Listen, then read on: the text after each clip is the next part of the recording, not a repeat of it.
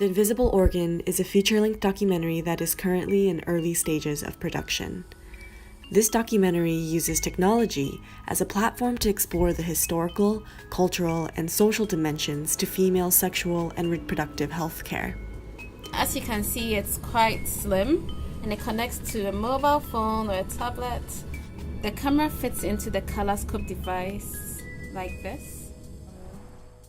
This film is not only about the ColorScope as a technology that makes cervical cancer screenings more comfortable and accessible globally, but it's about a broader history of shame and stigma surrounding female reproductive anatomy that shapes the society we're living in today. For this reason, in addition to interviews with engineers, artists, and scholars, the Invisible Organ documentary follows the story of an art exhibit and how a community of students and professional artists around the globe, each with their unique stories and perspectives, brought a space of creativity and reflection to life.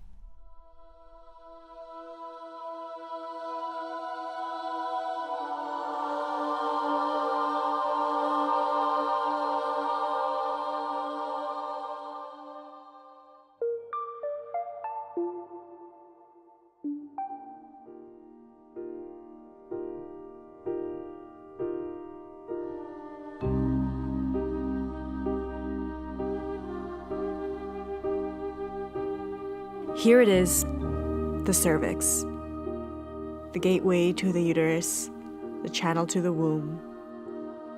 It's what opens up for menstruation, regulates the fluids of ovulation, dilates in labor, and literally gives birth to life. The health of the cervix is critical to the body. And here it is, it exists, it always existed. And in fact, without it, none of us would exist ourselves.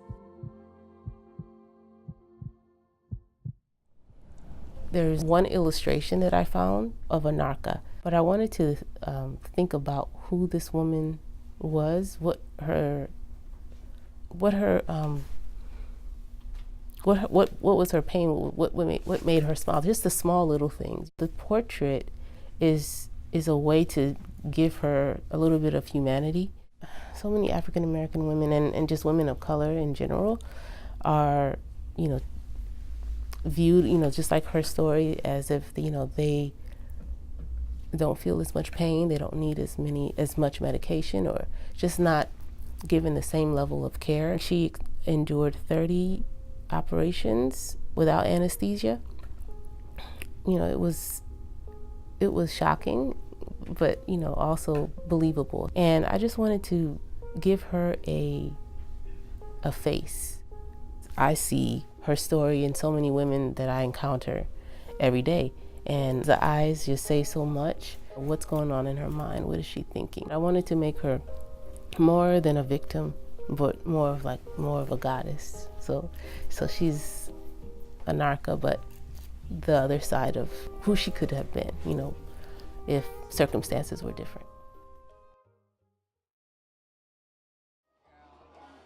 I really feel that there's a huge amount to be celebrated in terms of overall women's capacity to give life, and that this is something sacred. It's a sacred portal. It's not just functional. And I think art, better than any other field, can really pay attention to and uplift the sacred. So for me, having some visual representation of the cervix is vital.